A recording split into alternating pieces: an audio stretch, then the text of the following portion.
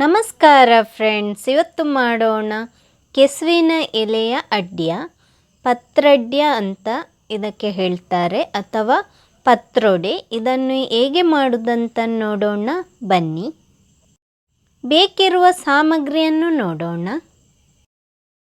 ಗುಂಡು ಮೆಣಸು, ಬ್ಯಾಡಗಿ ಮೆಣಸು, ತೆಂಗಿನಕಾಯಿ ತುರಿ 1 ಕಪ್ಪು, ಧನಿಯಾ, ಬೆಳ್ಳುಳ್ಳಿ, ಹುಣಸೆ ಹುಳಿ ಸ್ವಲ್ಪ, ಅರಶಿನ ಹುಡಿ, ಜೀರಿಗೆ ಸ್ವಲ್ಪ.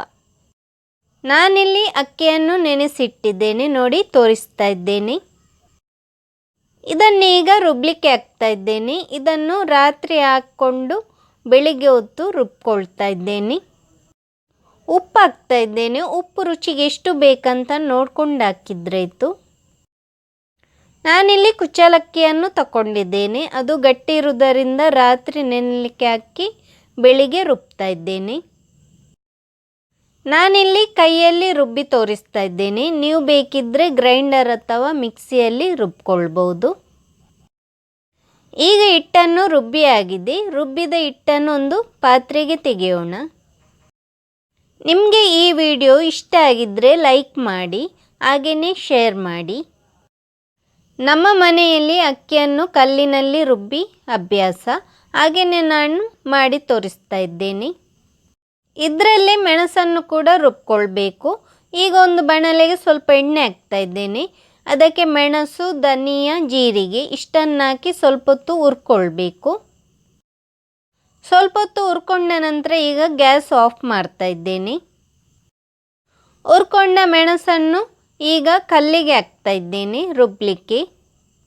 ಹುಣಸೆ ಹುಳಿ ಹಾಕ್ತಾ ಇದ್ದೇನೆ, ಬೆಳ್ಳುಳ್ಳಿ, ಅರಶಿನ ಹುಡಿ, ತೆಂಗಿನಕಾಯಿ ತುರಿ 1 ಕಪ್ಪಿನಷ್ಟು.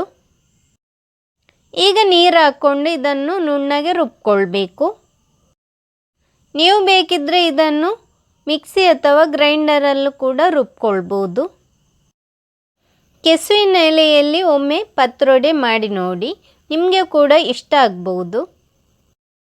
ಈಗ ಮಸಾಲೆಯನ್ನು ರುಬ್ಬಿ ಆಗಿದೆ. ಇದನ್ನೊಂದು ಪಾತ್ರೆಗೆ ತೆಗೆಯೋಣ.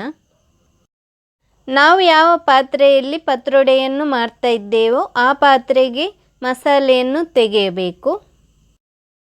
ನೀರು ಹಾಕಿ ಕಲ್ಲನ್ನು ತೊಳೆದು ಆ ನೀರನ್ನು ಮಸಾಲೆ ಪಾತ್ರೆಗೆ ಹಾಕ್ಕೊಳ್ಬೇಕು.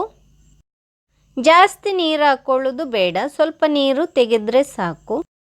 ನಾನಿಲ್ಲಿ ತೋರಿಸ್ತಾ ಇದ್ದೇನೆ ನೋಡಿ, ಇದು ಕೆಸುವಿನ ಎಲೆ. ನಾನಿಲ್ಲಿ 17 ಎಲೆಯನ್ನು ತಗೊಂಡಿದ್ದೇನೆ. ಇದನ್ನು ಒಂದೇ ಲೆಕ್ಕ ಮಡಿಚಿಕೊಳ್ಬೇಕು.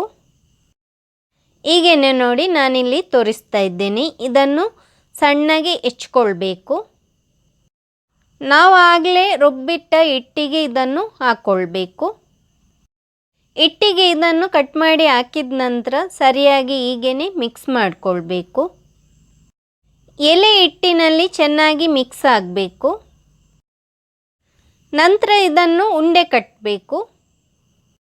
ಉಂಡೆ ನಿಮಗೆ ಯಾವ ಸೈಜಲ್ಲಿ ಬೇಕು ಆ ಸೈಜಲ್ಲಿ ಮಾಡ್ಕೊಳ್ಬೋದು.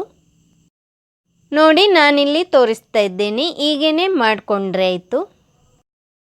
ಉಂಡೆ ದೊಡ್ಡದು ಬೇಕಿದ್ದರೆ ದೊಡ್ಡದು ಮಾಡ್ಕೊಳ್ಳಿ, ಸಣ್ಣದು ಬೇಕಿದ್ದರೆ ಸಣ್ಣದು ಮಾಡ್ಕೊಳ್ಳಿ. ಈಗ ಇಡ್ಲಿ ಪಾತ್ರೆ ಇಟ್ಟಿದ್ದೇನೆ, ಅದಕ್ಕೆ ನೀರು ಹಾಕ್ಕೊಳ್ತಾ ಇದ್ದೇನೆ. ಬೇಯಲಿಕ್ಕೆ ಎಷ್ಟು ನೀರು ಬೇಕಂತ ನೋಡ್ಕೊಂಡು ಹಾಕಿದ್ರಾಯ್ತು. ನಾವು ಆಗಲೇ ಮಾಡಿಟ್ಟ ಅಕ್ಕಿ ಉಂಡೆಯನ್ನು ಈಗ ಬೇಯಲಿಕ್ಕೆ ಇಡ್ತಾ ಇದ್ದೇನೆ. ಇದನ್ನು 15 ನಿಮಿಷದ ಹೊತ್ತು ಬೇಯಿಸ್ಕೊಳ್ಬೇಕು. ಈಗ ಲಿಡ್ ಮುಚ್ಚಿ ಬೇಯಲಿಕ್ಕೆ ಬಿಡೋಣ. 15 ನಿಮಿಷದ ನಂತರ ನಾನಿಲ್ಲಿ ಲಿಡ್ ಓಪನ್ ಮಾಡ್ತಾ ಇದ್ದೇನೆ. ಈಗ ಇದು ಬೆಂದಿದೆ. ಇದು ತಣ್ಣಗಾದ ನಂತರ ಇದನ್ನು ಕಟ್ ಮಾಡಿಕೊಳ್ಬೇಕು. ಈಗ ಮಸಾಲೆ ಇಟ್ಟಿದ್ದೇನೆ, ಅದಕ್ಕೆ ಉಪ್ಪು ಹಾಕ್ತಾ ಇದ್ದೇನೆ. ಉಪ್ಪು ರುಚಿಗೆ ಎಷ್ಟು ಬೇಕಂತ ನೋಡ್ಕೊಂಡು ಹಾಕಿದ್ರಾಯ್ತು. ನೀರು ಹಾಕ್ತಾ ಇದ್ದೇನೆ. ನೀರು ಜಾಸ್ತಿ ಹಾಕ್ಕೊಳ್ಳೋದು ಬೇಡ, ಸ್ವಲ್ಪ ಹಾಕಿದರೆ ಸಾಕು. ಮಸಾಲೆಯನ್ನು ಚೆನ್ನಾಗಿ ಮಿಕ್ಸ್ ಮಾಡಿಕೊಳ್ಬೇಕು. ಲಿಡ್ ಮುಚ್ಚಿ ಮಸಾಲೆಯನ್ನು ಕುದಿಲಿಕ್ಕೆ ಬಿಡೋಣ. ಈಗ ಅಕ್ಕಿ ಉಂಡೆ ಸ್ವಲ್ಪ ತಣ್ಣಗಾಗಿದೆ, ಅದನ್ನು ಕಟ್ ಮಾಡ್ತಾ ಇದ್ದೇನೆ. ನೋಡಿ ಹೀಗೇನೆ ಅಕ್ಕಿ ಉಂಡೆಯನ್ನು ಕಟ್ ಮಾಡಿಕೊಳ್ಬೇಕು. ನಿಮಗೆ ಪೀಸು ದೊಡ್ಡದು ಬೇಕಿದ್ದರೆ ದೊಡ್ಡದು ಕಟ್ ಮಾಡಿಕೊಳ್ಳಿ, ಸಣ್ಣದು ಬೇಕಿದ್ದರೆ ಸಣ್ಣದು ಕಟ್ ಮಾಡಿದ್ರಾಯ್ತು. ಈಗ ಲಿಡ್ ಓಪನ್ ಮಾಡ್ತಾ ಇದ್ದೇನೆ. ಮಸಾಲೆ ಕುದಿ ಬಂದಿದೆ. ಈಗ ಕಟ್ ಮಾಡಿಟ್ಟ ಅಕ್ಕಿ ಉಂಡೆಯನ್ನು ಮಸಾಲೆಗೆ ಹಾಕ್ಕೊಳ್ತಾ ಇದ್ದೇನೆ. ಅಕ್ಕಿ ಉಂಡೆಯನ್ನು ಮಸಾಲೆಗೆ ಹಾಕಿದ ನಂತರ ಮಸಾಲೆಯೊಂದಿಗೆ ಚೆನ್ನಾಗಿ ಮಿಕ್ಸ್ ಮಾಡಿಕೊಳ್ಬೇಕು. ಗ್ಯಾಸನ್ನು ಲೋ ಫ್ಲೇಮಲ್ಲಿಟ್ಟು ಮಸಾಲೆಯೊಂದಿಗೆ ಮಿಕ್ಸ್ ಮಾಡ್ತಾ ಇರಬೇಕು. ಇಲ್ಲದಿದ್ದರೆ ತಳ ಹಿಡಿಯುತ್ತೆ. ಅದಕ್ಕಾಗಿ ಗ್ಯಾಸನ್ನು ಲೋ ಫ್ಲೇಮಲ್ಲಿಟ್ಟು ಮಿಕ್ಸ್ ಮಾಡಿದರೆ ಆಯಿತು. ಈಗ ನೋಡಿ, ಮಸಾಲೆ ಎಲ್ಲ ಅಕ್ಕಿ ಉಂಡೆಗೆ ಇಟ್ಕೊಂಡಿದೆ.